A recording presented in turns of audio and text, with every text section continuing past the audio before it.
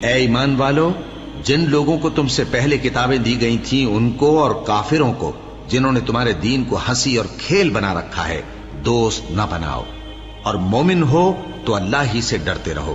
اور جب تم لوگ نماز کے لیے اذان دیتے ہو تو یہ اسے بھی ہنسی اور کھیل بناتے ہیں، یہ اس لیے کہ سمجھ نہیں رکھتے۔ کہو کہ اے اہل کتاب، تم ہم میں برائی ہی کیا دیکھتے ہو، سوائے اس کے کہ ہم اللہ پر اور جو کتاب ہم پر نازل ہوئی اس پر اور جو کتابیں پہلے نازل ہوئیں ان سب پر ایمان لائے ہیں، اور یہ کہ تم میں اکثر بد کردار ہیں۔ کہو کیا میں تمہیں بتاؤں کہ اللہ کے ہاں اس سے بھی بدتر جزا پانے والے کون ہیں؟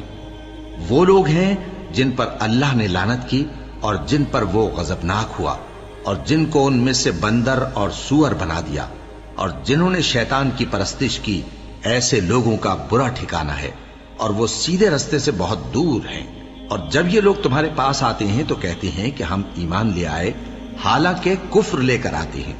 اور اسی کو لے کر جاتے ہیں، اور جن باتوں کو یہ چھپاتے ہیں اللہ ان کو خوب جانتا ہے۔ اور تم دیکھو گے کہ ان میں اکثر گناہ اور زیادتی اور حرام کھانے میں جلدی کر رہے ہیں،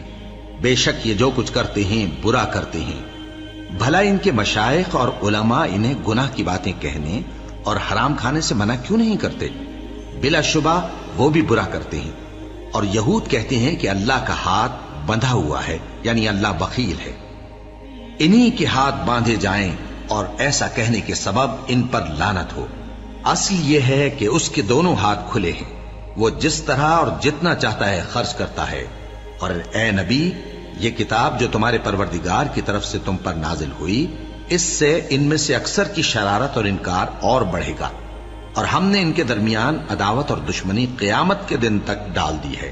جب کبھی انہوں نے لڑائی کی آگ جلائی، اللہ نے اس کو بجھا دیا، اور یہ ملک میں فساد کے لیے دوڑتے پھرتے ہیں، اور اللہ فساد کرنے والوں کو دوست نہیں رکھتا۔ اور اگر اہل کتاب ایمان لاتے اور پرہیزگاری کرتے تو ہم ان سے ان کے گناہ دور کر دیتے اور ان کو نعمت کے باغوں میں داخل کرتے،